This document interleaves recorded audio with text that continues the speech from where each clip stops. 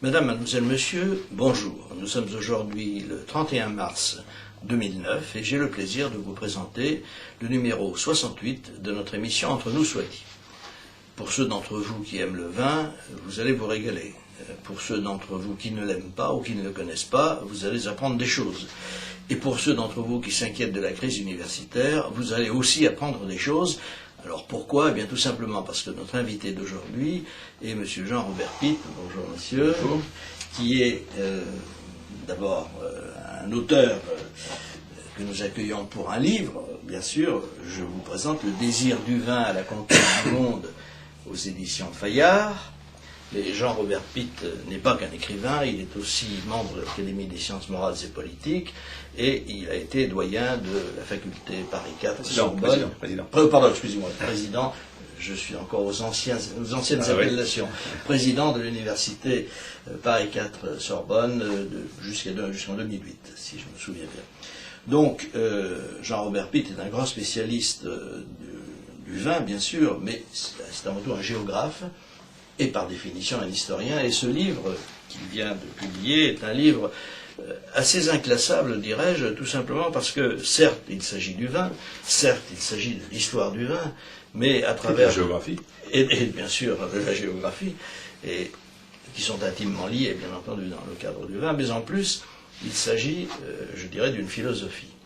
Et c'est probablement la raison qui vous a poussé à écrire ce livre, bien que vous ayez déjà publié quelques ouvrages sur le vin, mais finalement, votre ambition, écrivez-vous dans le livre, c'est non seulement de faire connaître et apprécier le vin à ceux qui n'auraient pas vraiment compris toute l'importance de ce breuvage délicieux, mais aussi, finalement, de faire un acte philosophique et de foi dans une certaine civilisation. Alors, le vin, c'est évidemment une discipline, et c'est de l'histoire, vous le rappeliez à l'instant. Où est-il né? Je crois avoir compris que c'était en Géorgie.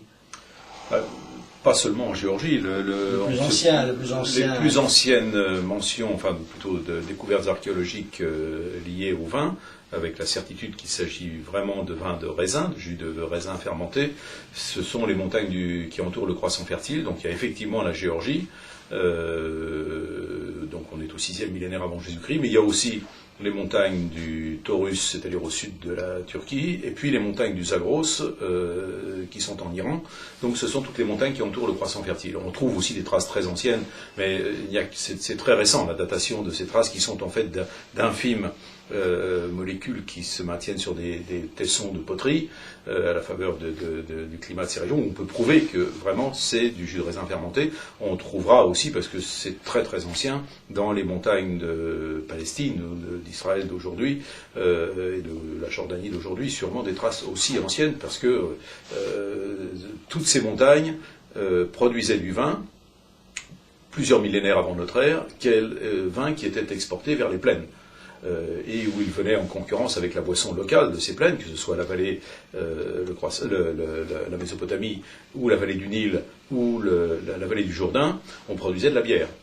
Ces plaines étaient productrices de céréales, et la boisson à la fois sacrée qu'on offrait aux dieux, que les dieux buvaient dans les mythologies locales, et que les prêtres buvaient, que l'aristocratie buvait, c'était la bière. Et puis après, le peuple, c'est devenu plus populaire. Et le vin est arrivé comme une sorte de boisson exotique, donc avec un grand prestige, et puis surtout une richesse aromatique et gustative extraordinaire, des effets tout à fait étonnants aussi, ce qui explique que le vin est pris dans les cultures de ces régions une très grande importance, une très grande place, parce que il y a aussi fondamentalement quelque chose dans le vin qui fait que c'est une boisson de culture, un mystère que seul Pasteur arrivera à lever, qui est le fait que ce jus de fruits inerte, lorsqu'on le presse et qu'on l'obtient à partir des grappes de raisin, au bout de quelques heures ou de quelques jours, se met à fermenter, à vivre, à chauffer, à bouillonner,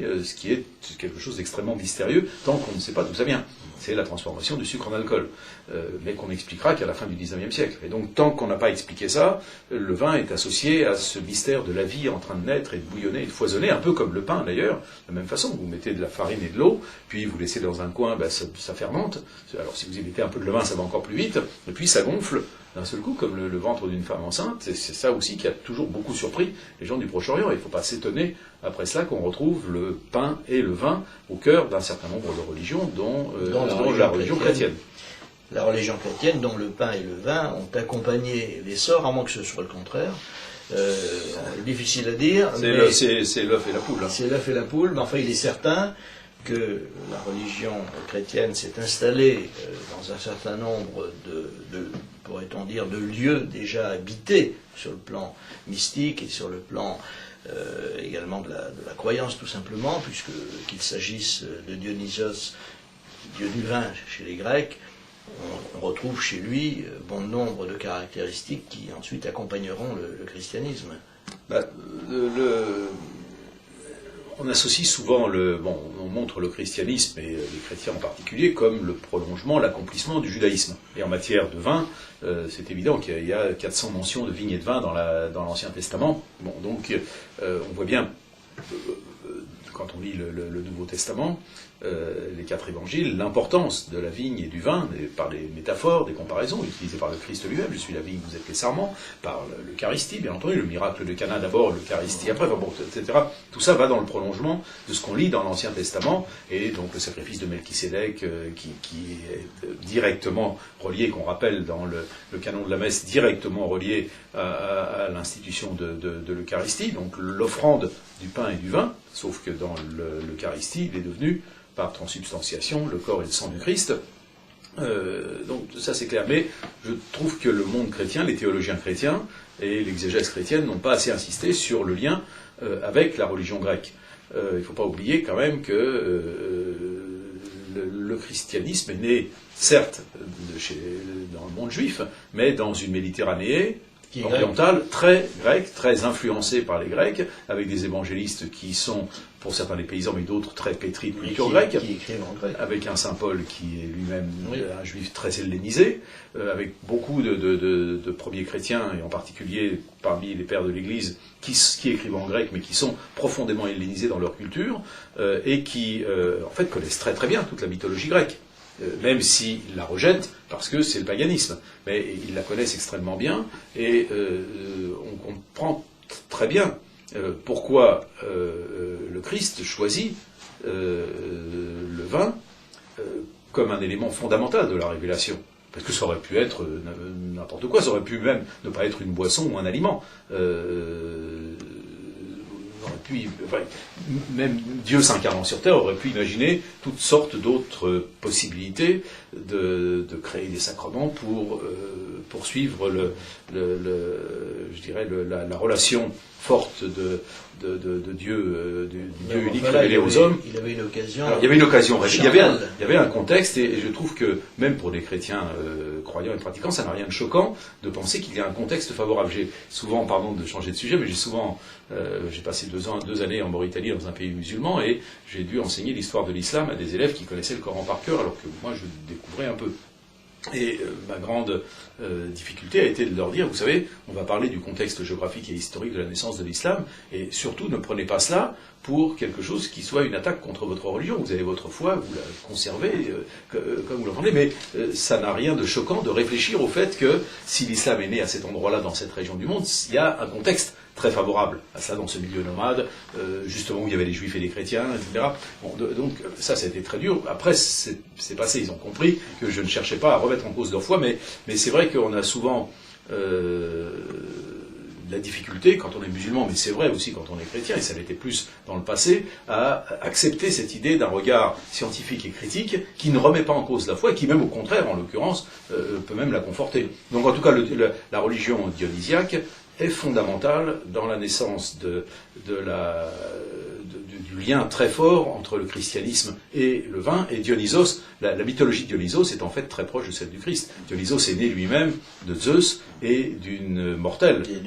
Et il y a beaucoup d'événements de la mythologie, enfin de la vie, de la mythologie de Dionysos, qui sont très proches du christianisme. Il y a les fêtes. Aussi, n'oublions pas l'épiphanie qui est l'épiphanie qui est la réapparition du Dieu, c'est ça. Et puis très exactement à la même date. Et puis toute la mythologie dionysiaque est liée à la mort et à la renaissance. Oui. C'est exactement comme le Christ. À des dates bien choisies, d'ailleurs. Des dates bien choisies. Donc le vin, je voudrais juste dire une dernière chose, si vous me permettez, c'est que le vin, dans le symposium, qui veut dire boire ensemble, qui est le rituel au cours duquel on boit du vin dans un cratère que l'on fait circuler autour d'une table à la fin du banquet. Ce rituel est un rituel au cours duquel on boit le Dieu lui-même. Il y a des textes très clairs qui montrent ça. C'est pas seulement du vin qui fait penser au Dieu du vin, c'est le Dieu lui-même. Et donc, en fait, quand moi je pense toujours à ça, lorsqu'on voit à la télévision par une messe qu'on célébrait où il y a 20 prêtres autour du pape, par exemple, à Rome et autour d'un autel, se passant le calice de main en main, c'est exactement le rituel du symposium. Et les prêtres boivent Dieu lui-même, le sang du Christ, comme les anciens Grecs buvaient, il suffit de lire le banquet de Platon, buvaient Dionysos lui-même, et par conséquent était en intimité totale avec le Dieu et pouvait dire des choses bien plus les dépassant. Et le banquet de Platon est merveilleux parce que c'est un discours sur l'amour inspiré par le vin. Et ils boivent beaucoup pendant la nuit. Il y en a même qui ne supportent plus la boisson, sauf Socrate, qui lui supporte très très bien. Tient bien le coup, et il est probable que, en tout cas si l'on en croit les adeptes du vin, qu'une bonne partie de sa santé physique et morale venait justement de l'absorption répétée du divin breuvage. Absolument. Alors, il y a le vin et la vie, mais il y a le vin et la vérité aussi. Et la vérité. Et justement, le mot italien, vérité du vin, j'ai oublié la citation exacte, vin divin, vin du vin. Oui, vin et du vin, oui. Vino divo, oui. Vino divo et vino divino. Alors, précisément, il y a actuellement un certain nombre d'ouvrages, notamment un ouvrage récent, vous avez peut-être lu, sur le Christ grec, qui va dans le sens, effectivement, de tout cela. Il est évident que le christianisme n'est pas arrivé comme ça, d'une manière totalement hasardeuse. Il s'est inséré dans un milieu social, culturel, un milieu même mystique, qui était particulièrement accueillant, pourrait-on dire, à ce type d'idée. Et puis, il y a eu aussi un événement qui a quand même été extraordinaire, c'est que, à la différence des prophètes juifs qui l'ont précédé, Jésus, lui, n'était pas finalement une nature acariâtre, si je puis dire. Le mot est peut-être un peu excessif. En tout cas, sa prédication est plutôt chaleureuse et il ne déteste pas de boire éventuellement, alors que celui qui l'a baptisé, Saint Jean-Baptiste, lui, ne boit que de l'eau. Oui, Saint Jean-Baptiste. C'est quand même une grande nouveauté. Saint Jean-Baptiste boit de l'eau et mange des sauterelles et du miel dans le désert. Il est habillé d'une peau de bête. Le Christ ne dédaigne pas qu'on brise un flacon de parfum sur ses pieds et qu'on l'essuie avec de très beaux cheveux qui sont ceux de Marie-Madeleine. Il n'est pas insensible aux joies terrestres. Le Christ ne refuse aucun repas auquel il est convié, et même parfois il sollicite en disant « je viens chez toi, je m'invite chez toi ». Et il dit même à un moment vous avez critiqué Jean-Baptiste parce qu'il ne mangeait pas et qu'il ne buvait pas, arrive le Fils de l'homme qui mange et qui boit et vous le critiquez aussi. Bon. Donc le Christ, vrai Dieu pour les chrétiens, mais aussi vrai homme, est totalement vrai homme en ce qu'il aime, ce qu'il a une sensualité, en ce qu'il a un sens de l'humour aussi qui transparaît dans beaucoup de phrases de l'Évangile, même si, par exemple, il est évident aux noces de Cana, même si ça commence par un refus, femme, mêle-toi de ce qui te regarde, mon heure n'est pas encore venue, mais après, on voit bien qu'il cède immédiatement. Alors, l'Évangile ne décrit pas le Christ en train de boire, mais il est évident qu'il l'a bu, son vin, et qu'il a dû le trouver extrêmement bon. Et alors, si on est croyant, qu'on pense que le Christ est vrai Dieu, on n'imagine pas qu'il ait pu transformer cette eau de Cana en mauvais vin. Il a évidemment fait un très très bon vin, un grand cru. La preuve d'ailleurs, c'est que le mari appelle le maître d'hôtel en disant « mais qu'est-ce qui se passe? Tu nous sers le bon vin après le moins bon », ce qui n'est pas normal.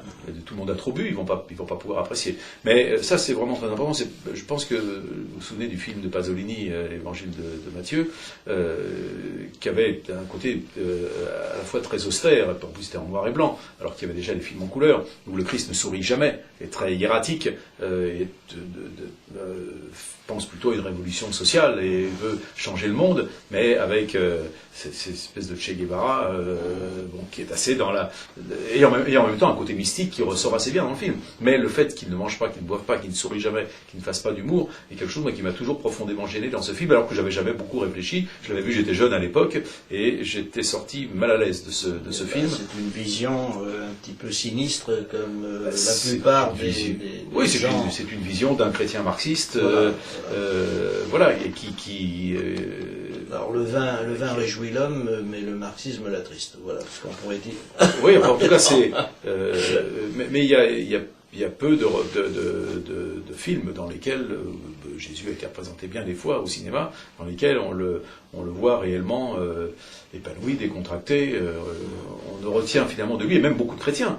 Mais ça, c'est le néo-jansénisme, ne retiennent de lui que le Christ hiératique, qui, bon, d'ailleurs dans l'orthodoxie, il est un peu comme ça aussi. Hein, il est à peine humain dans la représentation de la peinture orthodoxe, alors que le Christ devait aimer le bon air des montagnes de Judée.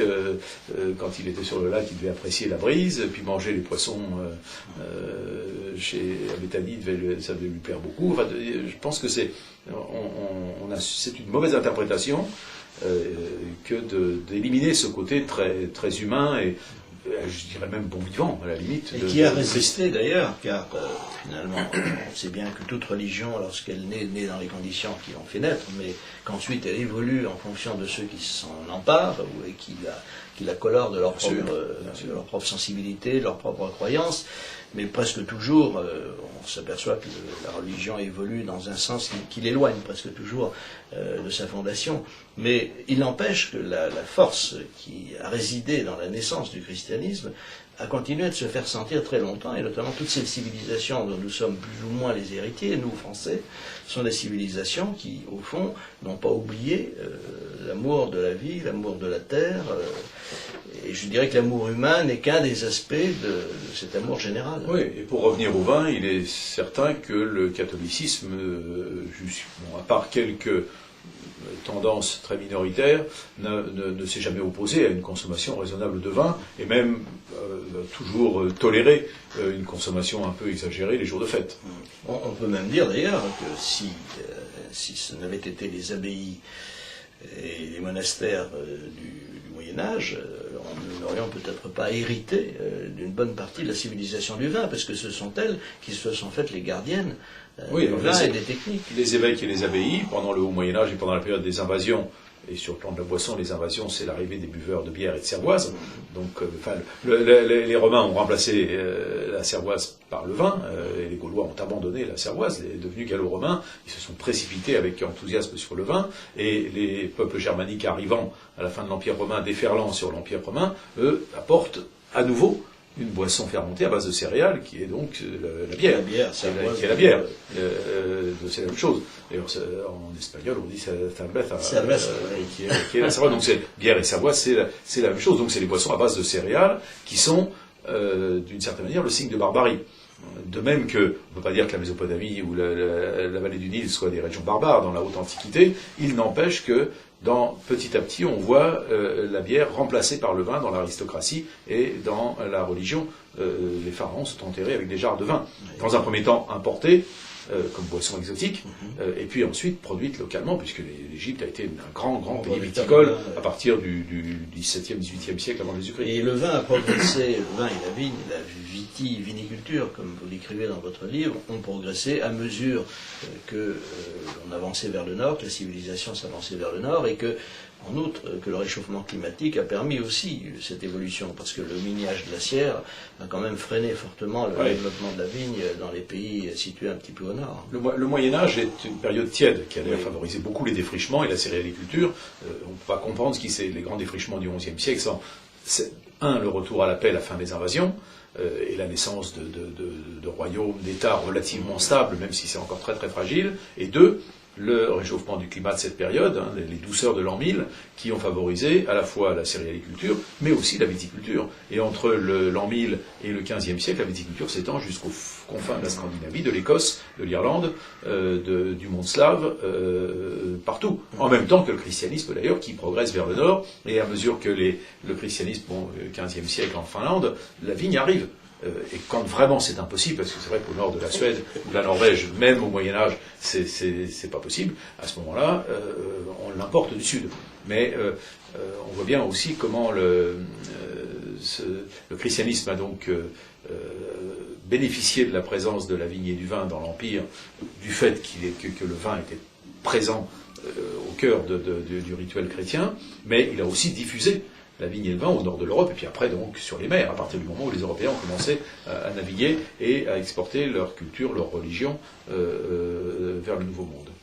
Alors le vin est un signe évidemment de culture, et en tout cas c'est une véritable civilisation. Quand on voit, quand on lit tout ce qui a pu être écrit et dit sur le vin, on s'aperçoit qu'il est consubstantiel vraiment à notre civilisation. C'est si vrai d'ailleurs qu'il y a une remarque dans votre livre tout à fait à la fin, qui est très frappante. Vous dites que les pays comme la France, l'Italie et l'Espagne boivent pour l'essentiel leur propre vin. Ce qui prouve bien que ça leur est vraiment consubstantiel. Et d'ailleurs, il y a une expérience que vous avez faite 1000 fois, sans aucun doute. Quand vous allez dans un pays, un de ces pays, par exemple des pays d'ancienne viticulture, vous apercevez que la conversation la plus intéressante que vous pouvez avoir avec les gens, c'est sur le vin. Parce que sur le reste, on peut parler de beaucoup de choses.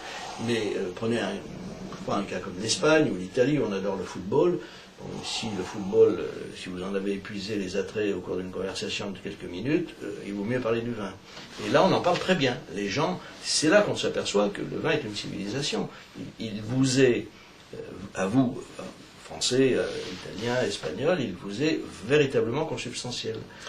Il est certain que dans les pays d'Europe du Sud, où on est producteur de vin depuis très très longtemps, on a tendance à boire davantage le vin du pays, et même de sa région. Regardez, les Bourguignons boivent du Bourgogne et les Bordelais boivent du Bordeaux, et ils ne sont pas très gentils les uns vis-à-vis des autres quand ils parlent des vins d'autrui. À Paris, on est un peu plus éclectique, parce qu'on a arrêté de produire du vin, et d'ailleurs on a bien fait, depuis la fin du XIXe siècle. Avant même après le phylloxéra, c'est la disparition de la viticulture parisienne est liée au chemin de fer, qui a permis d'avoir des vins quand même meilleurs, à partir de raisins plus mûrs et plus corsés, venus du sud, venus du Languedoc et d'Algérie, mélangés. Bon, c'était pas des vins très raffinés, mais en tout cas, c'était sûrement meilleur que ce qu'on appelait le bleu de Suresnes, qui était un peu raide. En revanche, donc les Italiens boivent leur vin, etc. En revanche, les peuples de l'Europe du Nord, ou du Nouveau Monde, ou des États-Unis en particulier, sont beaucoup plus éclectiques, mais parce que ce sont des pays beaucoup moins producteurs de vin.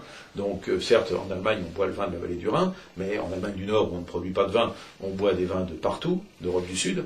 Les Anglais sont les inventeurs, si je puis dire. Du champagne. Du champagne, d'abord, bien sûr, les inventeurs de la technique champenoise, ça c'est certain, mais ils sont aussi les inventeurs, ou du moins les initiateurs, si on peut dire, du Bordeaux, du Porto, du Sherry, du Jerez, du Malaga, du vin de Chypre, du vin de Marsala, donc de tous ces vins qui ont été, du vin de Madère, du vin de Constantia en Afrique du Sud. Tous ces vignobles ont été créés par les Anglais, et d'autres peuples de l'Europe du Nord, les Flamands, les Allemands, pour les Anglais ou les Irlandais, pour les peuples de l'Europe du Nord, en fonction de leur goût et pour l'exportation. D'où aussi la fréquence du mutage, c'est-à-dire de l'addition d'alcool dans le vin pour faciliter la conservation et le transport. C'est le cas du Porto ou du Sherry, par exemple. Et on retrouve en effet dans les grandes maisons de vin du sud de la France, de la région de Bordeaux, ces noms, la consonance britannique. Les Porto aussi, regardez les noms des grandes maisons de Porto, ce sont des noms... Un au hasard, Sandeman ou d'autres. Oui, c'est ça, Osborne, qui ne sont pas des noms portugais à proprement parler. Donc tous ces vins merveilleux ont donné lieu à des consommations qui parfois étaient quand même assez fortes. Et en particulier, vous citez dans votre livre un certain nombre de bouteilles qui ont été englouties par des gens dont on pense qu'ils étaient quand même de fins gastronomes. Et on considérait, non sans choquer aujourd'hui, que je crois que c'était qui disait ça, c'était Brillat-Savarin, je crois, qui disait que on pouvait consommer 2 ou 3 bouteilles de vin par repas sans aucune difficulté.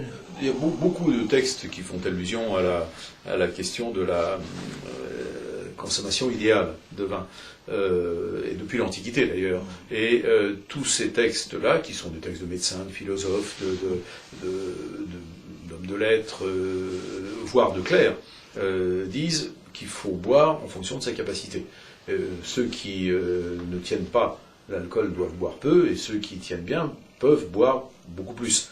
Et même il y a ce fameux évêque de Bingen dont parle Goethe, qui explique dans un sermon, le jour de la fête des vignerons, que lui, il a la chance de pouvoir boire une bouteille. Il tient bien. Il tient bien, il dit c'est une chance incroyable. Et d'ailleurs, je fais quand même très très bien mon travail. Je suis un bon pasteur, vous pouvez en témoigner. Moi, j'ai cette chance, mais si vous ne pouvez pas, vous buvez beaucoup moins, donc vous arrêtez à un verre, à une bouteille. D'où la validité de cette plaisanterie que tout le monde lâche actuellement, où que ce soit. Il faut boire beaucoup, mais modérément. C'est ce que disent nos... À chacun selon ses capacités. C'est la maîtrise de soi, le vin, c'est ce qui est extraordinaire aussi, c'est que c'est un excellent moyen de tester ses propres capacités, et plutôt que d'interdire, il faut apprendre à se maîtriser. C'est un discours, en tout cas, que je tiens vis-à-vis des jeunes. C'est une des leçons que vous donnez dans le livre, et en particulier, vous les invitez à délaisser les boissons très alcoolisées au profit du vin, qui lui permet en effet, par une habitude progressive, de se tester, et puis également de ne pas sombrer dans une ivresse destructrice. Oui, en tout cas, il est certain qu'il y a un discours répressif actuellement et prohibitionniste qui n'est pas raisonnable, je trouve, parce qu'on sait très bien, mais on pourra en reparler, que toute interdiction brutale entraîne un désir de transgression. Et d'ailleurs, de ce point de vue-là, on a vu à quel point la réussite de la prohibition a été grande. Ça a duré 10 ans, et on a très très vite abandonné cette pratique aux États-Unis. Ça a donné naissance non seulement à une consommation d'alcool accrue, mais en plus au développement d'activités mafieuses, voilà, qui ensuite ont fortement influencé le développement de la vie aux États-Unis. Alors nous allons marquer une pause pour que personne ne puisse éviter d'aller boire un verre de vin en attendant, parce que c'est quand même très important de prendre des forces, et nous revenons tout de suite après avec de nouveaux vins. À tout de suite. Madame, mademoiselle, monsieur, bonjour à nouveau. Nous reprenons le cours de notre émission Entre nous soit dit, dont l'invité est Jean-Robert Pitt, qui est l'auteur d'un ouvrage, et ceux qui ont vu cette première partie se sont déjà précipités pour l'acheter, vraiment passionnant, Le désir du vin à la conquête du monde, aux éditions Fayard. Alors c'est un ouvrage qui est non seulement palpitant, mais qui est éblouissant aussi, il faut le dire, car il donne envie de boire du bon vin. Et pour ceux d'entre vous qui n'auraient pas retenu la présentation de notre invité, je précise à nouveau qu'il est membre de l'Académie des sciences morales et politiques, et qu'il a présidé l'université Paris 4 Sorbonne de 2003, je crois, jusqu'à 2008. D'ailleurs, nous allons dans quelques instants évoquer quand même aussi les problèmes universitaires, et notamment cette grève qui se poursuit depuis plus de 2 mois maintenant. Mais nous allons quand même continuer à parler un peu du vin à l'occasion justement de l'apparition de cet ouvrage, et notamment à propos de l'évolution de la société qui se fait ou qui ne se fait pas à travers le vin. D'abord, un point, quelques chiffres, vous en citez quelques-uns, mais point trop d'en faut, mais il en faut quand même. Le vin représente actuellement quoi par rapport à la bière, mettons en France par exemple? Ah ben c'est beaucoup moins. La bière, c'est un marché 10 fois supérieur à celui du vin dans le monde, et la bière continue à progresser dans certains pays, en particulier dans les pays traditionnellement buveurs de vin, comme l'Italie ou l'Espagne par exemple, ou le Mexique, l'Amérique latine en général. Donc cela dit, la production et la consommation de vin ne baisse plus actuellement dans le monde, elle est même en progrès, parce qu'il y a de nouveaux marchés de consommation qui sont encore très modestes, en particulier par rapport à la bière ou à d'autres boissons. Je pense à l'Extrême-Orient. La Chine, c'est 1,2 milliard d'habitants, et les Chinois sont devenus, enfin la Chine est devenue le 7e producteur de vin au monde. Ce qui est intéressant aussi, c'est que c'est aussi une statistique qui est un peu étonnante. Actuellement, chaque habitant de la planète consomme 5 litres de vin par an. En incluant les enfants. Donc en incluant les enfants. Et y compris, donc, en incluant tout le monde, c'est-à-dire les Africains, etc., qui n'en boivent pas, ou les pays musulmans. Donc c'est assez impressionnant comme chiffre. 300 millions d'hectolitres de vin, et 6 milliards, un peu plus de 6 milliards d'habitants, ça fait 5 litres de vin par personne et par an. Nous, les Français, on en boit 10 fois plus, puisqu'on est à 55 litres environ. Mais on a quand même beaucoup baissé.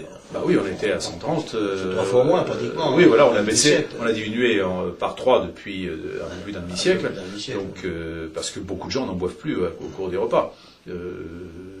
Ils ont tort d'ailleurs, parce que pour leur santé, ce serait très très bien de boire un verre de vin, et on voit bien un certain nombre de gens qui sont aujourd'hui du 3e ou du 4e âge, et qui boivent un verre de vin. Provoquer des poursuites actuellement, des poursuites judiciaires, en tenant des propos aussi incorrects. Oui, c'est pas grave du tout, j'assume.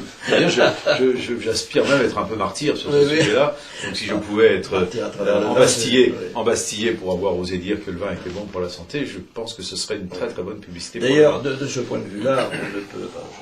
Moi-même été outré des propos tenus par la ministre de la Santé qui disait l'autre jour sur la foi de rapport, on peut vraiment douter du sérieux, que le cancer commençait au premier verre de vin.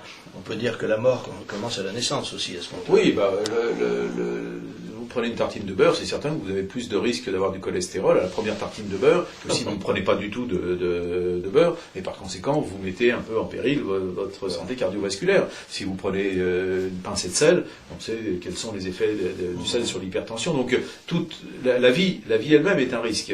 Et donc ce qui est très curieux, c'est qu'il y a une négation par un certain nombre de règlements, de législations, une négation ou une peur du risque qui est incroyable, alors qu'il y a une permissivité par ailleurs sur d'autres sujets, et que c'est très très très paradoxal. Enfin, c'est une des choses les plus difficiles à comprendre dans notre civilisation. Et vis-à-vis du vin, je trouve qu'il y a un discours puritain et un discours vraiment prohibitionniste dans un pays comme la France qui est en train de se développer, alors qu'au contraire, dans d'autres pays qui étaient prohibitionnistes, comme l'Europe du Nord, enfin les pays protestants en général, l'Europe du Nord, l'Amérique du Nord, y compris d'ailleurs le Québec, où bien catholique était assez prohibitionniste, il reste un monopole d'État du vin au Québec, mais il y a une véritable passion pour le vin dans beaucoup de pays de cette ère traditionnellement qui était plutôt restrictive, pareil pour l'Australie ou la Nouvelle-Zélande. Et aujourd'hui, non seulement on produit de très très bons vins dans beaucoup de ces pays, comme les États-Unis, comme l'Australie ou la Nouvelle-Zélande, et de plus en plus, ou l'Afrique du Sud, mais on en consomme aussi, et en connaissance de cause. Il y a de vrais amateurs éclairés qui connaissent, et qui ne consomment pas seulement les vins de chez eux, qui sont beaucoup plus éclectiques dans leur consommation. Alors vous dites dans le livre également, parce que vous jetez quand même un certain nombre de coups de projecteur sur l'avenir, que l'avenir ne consiste certainement pas, en tout cas pas pour les pays qui ont des vins dignes de considération, pour l'instant, à produire de plus en plus des vins qu'on pourrait qualifier de non personnalisés, qui peuvent flatter un tout petit peu une consommation populaire dans certains pays qui ne connaissent pas le vin. Mais l'avenir, par exemple, pour le vin français, pour vous, c'est quand même la qualité. Bon, de toute façon, je ne crois pas qu'il y ait un avenir économique en dehors de la qualité, quelle que soit la production, que ce soit des biens ou des services. Il n'y a que la qualité qui a un avenir. Enfin, il y a parfois un présent pour ce qui n'est pas tout à fait de la qualité. Oui, mais plus dur sera la chute. Oui. Je crois que dans tous les domaines, et en particulier du fait de l'accélération des échanges, ce qu'on appelle la mondialisation, qui est un phénomène ancien, mais qui s'accélère actuellement, je crois qu'il faut se différencier de son voisin. La vraie solution face à la concurrence, c'est pas de baisser la qualité et le prix, parce qu'alors là, on perd aussi beaucoup de marché, c'est de trouver le bon rapport qualité-prix, une expression à laquelle on ne réfléchit pas assez, et en matière de vin, et surtout de se différencier de son concurrent. Il faut avoir un produit différent.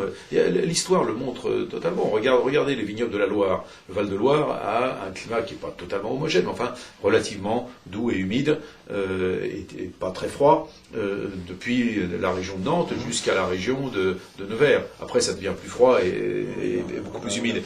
Dans toutes ces régions, il y a des nuances, mais on a quand même des conditions assez homogènes, avec des sols mélangés mais calcaires, alluvions, etc. Et des cépages comme le Sauvignon ou le Chenin ou le Cabernet Franc poussent très très bien. Mais en fait, on aurait pu imaginer d'avoir un vignoble homogène et unique. Pas du tout. Les gens de la Loire, au fil de l'histoire, ont imaginé de créer des vignobles très différents les uns les autres, en fonction des besoins du marché de consommation, de la possibilité de vendre, et surtout pour se différencier du voisin. Donc vous avez des blancs secs, c'est le muscadet, qui étaient auparavant des vins de chauffe, destinés à être brûlés pour faire de l'alcool. Puis vous avez Ensuite, vous avez des blancs liquoreux, c'est les coteaux du Layon. Puis vous avez des rouges un peu corsés, c'est les vins de Chinon. Plus légers, les vins de Bourgueil. Puis vous avez des blancs secs ou demi-secs autour de Vouvray, etc. Vous allez jusqu'à Sancerre où vous avez la gloire du Sauvignon. Et vous avez toute une différenciation dans cette rue de vignoble qu'est le Val-de-Loire qui s'est faite et qui est une très bonne réponse économique à la concurrence. Et en plus, pour l'amateur de vin, c'est un très très grand plaisir parce que vous pouvez vous promener dans une grande variété. Mais c'est pareil dans le domaine du roman. Heureusement, c'est impossible d'imaginer deux romanciers différents écrivant exactement de la même façon. Donc chacun, dans le style, chacun fait passer sa propre personnalité. Je crois que c'est pareil dans n'importe quoi. Le tourisme est un très bon exemple à titre de comparaison. Si tous les pays dans lesquels existe du tourisme offrent le même type de produits, mêmes hôtels, même architecture, même cuisine, même mauvais anglais parlé dans l'hôtellerie, quel sera l'intérêt de voyager ? Si on trouve les mêmes cocotiers et la même odeur d'ambre solaire sur toutes les plages du monde, avec du sable blanc importé parce qu'il n'y en a pas assez sur place, quel sera l'intérêt de voyager, d'avoir 10 heures de décalage voilà. Je pense que l'avenir du tourisme, c'est évidemment la différenciation, et qu'il en faut pour tous les goûts, pour tous les prix, mais il faut qu'il y ait de la vraie qualité derrière.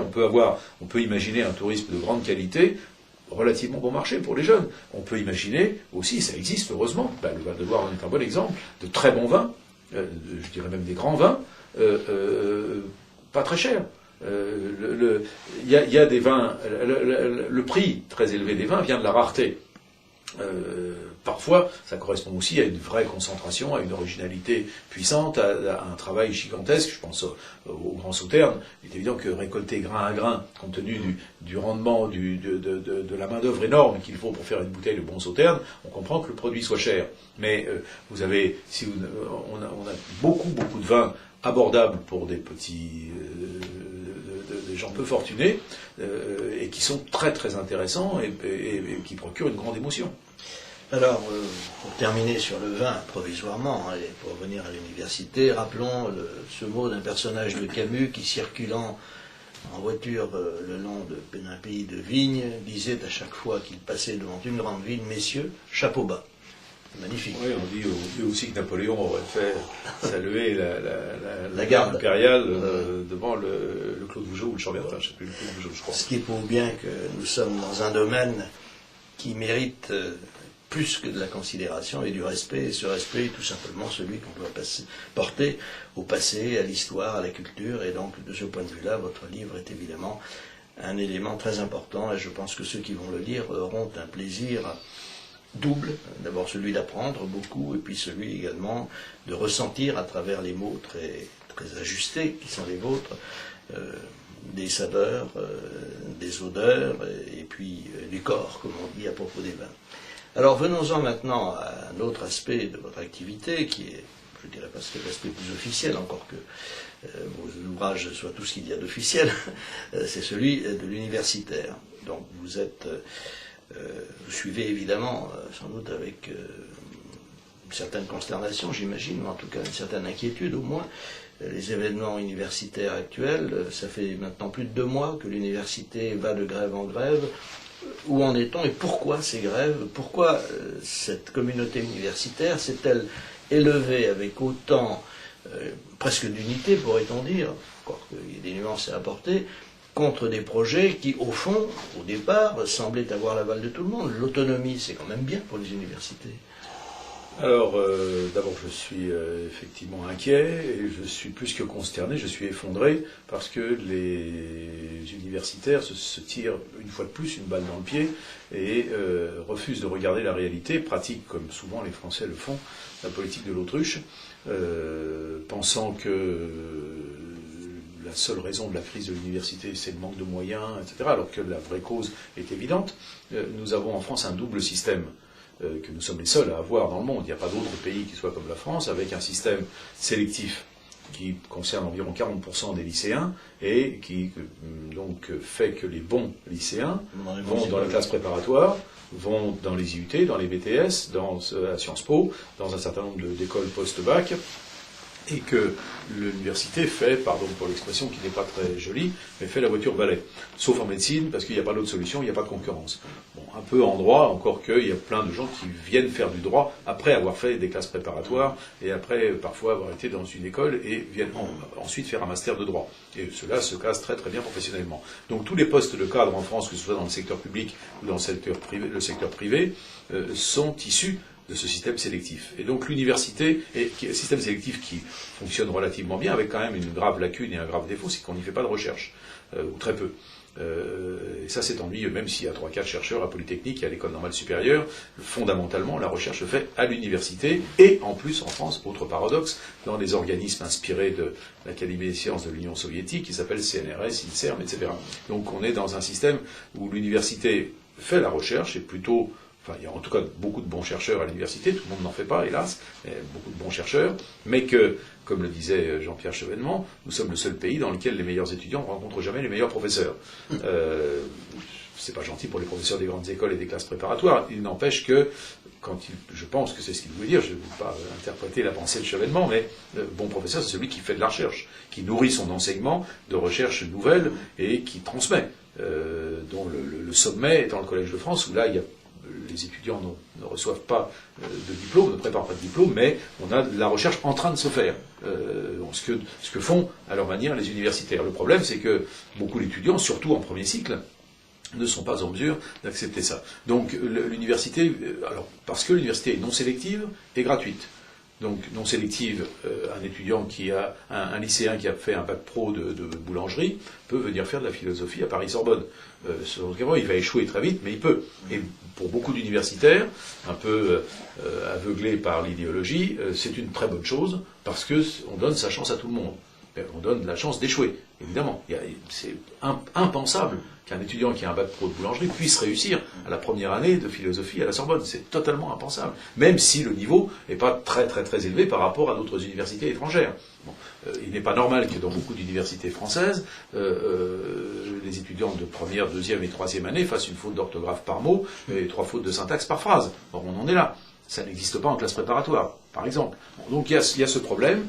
Donc les gouvernements successifs s'y sont cassés les dents depuis 68, que ce soit la droite ou la gauche. Personne n'a réussi à réformer le mammouth, comme disait Claude Allègre. Mais bon, depuis Edgar Faure, de Baquet, etc., enfin, j'en passe. Tous les ministres de l'Éducation nationale ou de l'enseignement supérieur et de la recherche se sont cassés les dents sur la réforme. Les seuls qui ne se sont pas cassés les dents, c'est ceux qui n'ont rien fait. Ceux qui n'ont rien fait ou qui ont fait de la démagogie, comme Jack Lang, qui a été un des plus démagogues des ministres de l'Éducation nationale, qui a même, sans que ça fasse de scandale, donné l'autorisation aux grandes écoles de délivrer des diplômes, des masters et des licences, alors que l'université avait le monopole de la collation des grades. Donc même ça, elle l'a perdu, et c'est Jack Lang qui en est le responsable. Bon, mais donc vous me posiez la question, pourquoi les universitaires sont-ils si remontés contre cette réforme qui leur donne l'autonomie? Je crois tout simplement parce que le corps est tellement malade qu'il est plus capable d'accepter la moindre réforme et que les gens ne voient que le mauvais côté. Assez du changement. On ne veut pas de changement, donc en fait ça exprime une véritable angoisse, parce que ce que je vous dis là, avec des mots un peu crus, c'est pas un discours habituel à l'université, mais au fond d'eux-mêmes, les universitaires le savent bien que c'est ça. Ils savent très bien que parmi leurs anciens élèves, sauf dans quelques filières très spécialisées, en droit des affaires ou en médecine, peu de nos étudiants deviennent des cadres supérieurs de la nation. Ou certaines écoles, je pense à notre université où nous avons le CELSA, on a quelques grands journalistes, quelques grands patrons de presse, de communication qui sortent de chez nous, mais le CELSA est une école sélective à l'intérieur d'une université. L'étudiant moyen à l'université, et en particulier dans l'université littéraire, a beaucoup de mal à avoir, il y a des exceptions heureusement, mais ce sont des exceptions, des postes de cadre. Donc tout le monde, les universitaires le savent, mais ne veulent pas se l'avouer, parce que c'est contraire à leur idéologie de s'avouer ça. Imaginer de nouer des contacts avec l'entreprise est aussi contraire à leur idéologie, puisque l'entreprise, c'est le grand Satan, pour beaucoup d'universitaires. Et là encore, pour des raisons purement politiciennes, ce qui fait que, évidemment, les chefs d'entreprise, les entreprises qui ont le droit, d'après la nouvelle loi, de pratiquer le mécénat, de participer à des fondations universitaires, n'ont aucune envie de le faire. Pourquoi est-ce qu'une entreprise qui a déjà des difficultés, surtout en période de crise, à boucler son budget, irait-elle donner de l'argent à une université qui, en plus, n'a que du mépris? Qui la récuse, bien sûr. Qui la récuse, qui n'a que du mépris pour elle. Bon, et puis, il y a cette idée très fortement ancrée, purement idéologique, que l'autonomie, ça n'est pas bien, parce que seul l'État a réellement le sens de la justice. Oui, c'est parce que l'État, c'est personne, comme disait Ulysse. C'est personne. Cyclope Polyphème, c'est personne. C'est personne, ou ce sont les syndicats qui ont voilà, le pouvoir. Qui co-gèrent. Qui co-gèrent. Mais alors, ce qui est très paradoxal, et c'est ça aussi qui est, moi, qui me navre, c'est que la loi actuelle, qui a quelques avantages puisqu'elle donne l'autonomie et qu'elle ressemble par certains côtés à ce qui s'est fait en 1983-84 quand Mauroy et Defer ont fait voter les lois de décentralisation et ont donné une plus grande autonomie aux communes, aux départements et aux régions, donc aux élus de la nation, qu'ils soient de droite ou de gauche.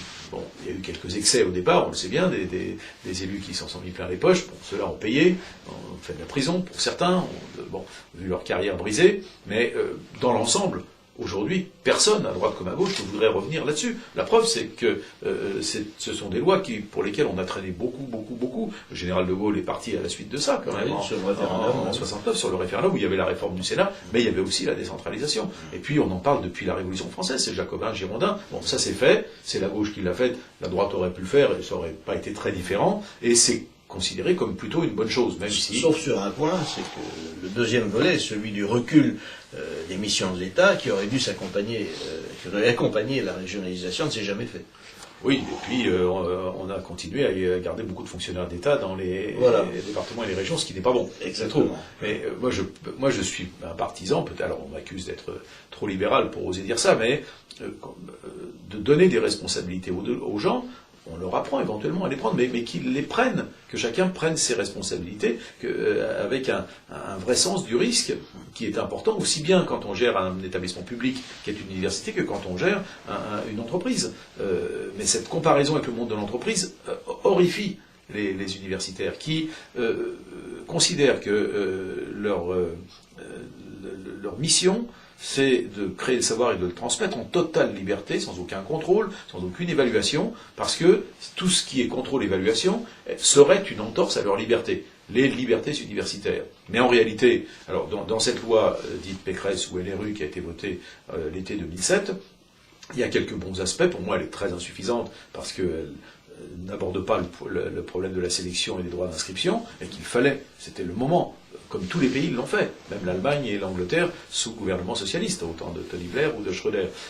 Donc la loi est vraiment une loi à minima, mais qui va dans le bon sens, qui aurait pu mieux faire, mais qui va dans le bon sens, sauf sur un point, c'est le mode d'élection des présidents, où même la loi Savary, loi socialiste de 1984, prévoyait que les personnalités extérieures participaient à l'élection du président. La loi actuelle interdit les personnalités extérieures d'y participer, elles sont nommées par le président élu. Et le président est encore plus l'élu des syndicats, qui sont des syndicats très idéologiques en France. Et ce sont les syndicats de personnel administratif, d'enseignants ou d'étudiants. En même temps, on nous explique, les universitaires nous expliquent que le président de l'université aura tellement de pouvoir que ce sera un véritable dictateur. Or, s'il est l'élu des syndicats, il n'a pas vraiment beaucoup de pouvoir. Hein. Il n'a aucun pouvoir.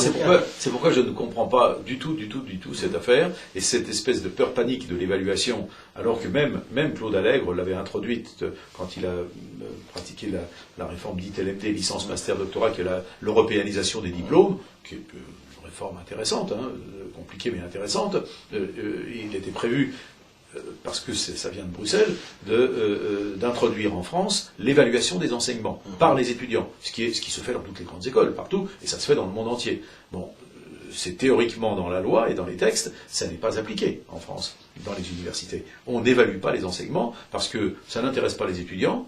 Les personnels administratifs disent « oh, ça va nous donner du travail », et les enseignants disent « nous, on n'en veut pas parce que c'est nos libertés qui seraient atteintes. Donc nous voulons faire ce que nous voulons ». Et pour moi, la véritable évaluation, en dehors de la vie des étudiants, qui n'est pas inintéressant à prendre en compte, mais parmi d'autres, c'est surtout les débouchés. Un diplôme de qualité, c'est un diplôme dont on peut dire, bah voilà nos anciens, la liste de nos anciens, et voilà leur métier, voici leur salaire, ce que font les grandes écoles, ce que font les universités anglaises, américaines, japonaises, chinoises, aujourd'hui. Alors, voilà. si l'on se projette, cette fois-ci non pas dans les siècles, mais dans quelques semaines, d'abord il y a le premier problème qui sera peut-être résolu, celui des examens, mais enfin, dans quelles conditions ça paraît. Non, les examens vont être... Ils sont retardés ou annulés. Le cru sera moins bon encore qu'en 68, parce que beaucoup de présidents se sont engagés auprès de l'UNEF et des syndicats et de leurs syndicats étudiants, entre guillemets, est-ce que ça veut dire syndicats étudiants, puisqu'ils ne sont pas salariés, mais se sont engagés auprès des représentants étudiants sur le fait qu'ils ne seraient interrogés que sur les cours qui ont eu lieu. Or, le deuxième semestre a commencé début février, et depuis, les universités sont en grève, il n'y a pas eu de cours. Donc les examens n'auront aucun sens. Les diplômes n'auront pas de valeur. Les diplômes n'auront pas de valeur, ça ne sera pas une grande nouveauté dans notre pays Non, d'ailleurs, hélas. même s'il y a des diplômes de toute première qualité en France, mais ils ne sont pas la plupart des diplômes universitaires. Si, en master, il y a de très bons masters, mais les licences, à part les licences professionnelles, les licences normales ne valent pas grand-chose, hélas, en France.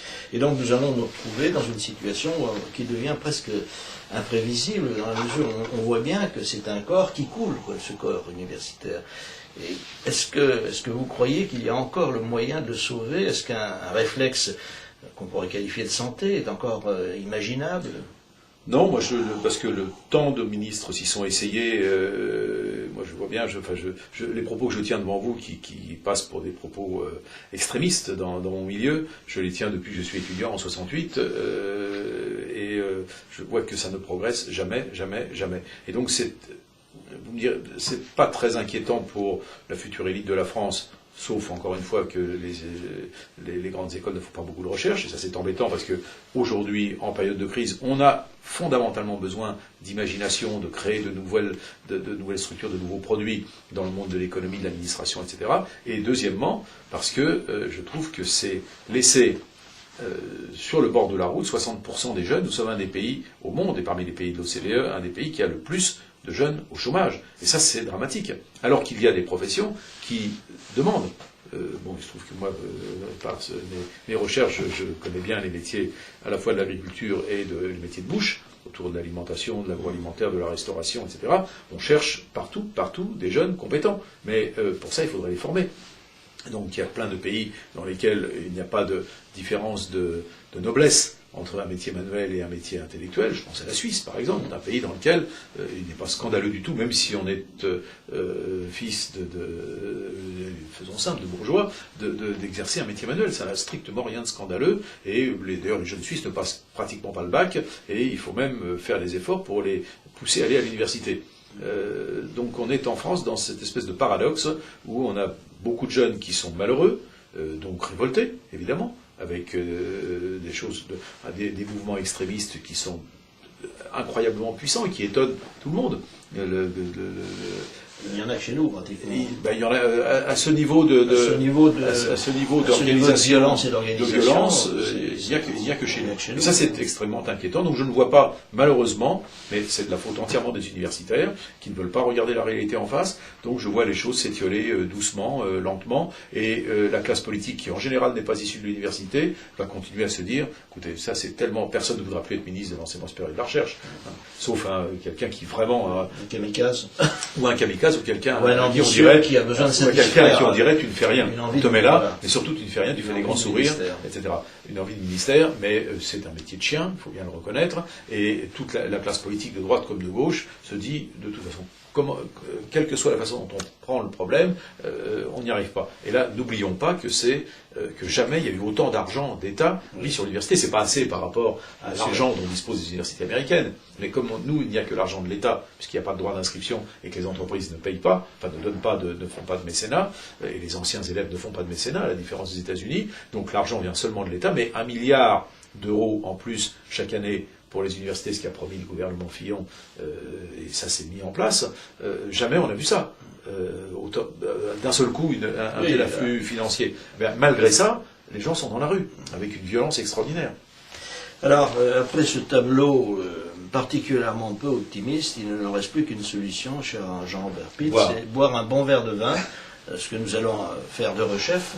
Je vais bien sûr d'abord vous remercier très vivement de cet exposé qui aura fortement enrichi nos téléspectateurs. Je vais rappeler votre livre que je recommande chaleureusement, Le désir du vin à la conquête du monde, de Jean-Robert Pitt, aux éditions Fayard.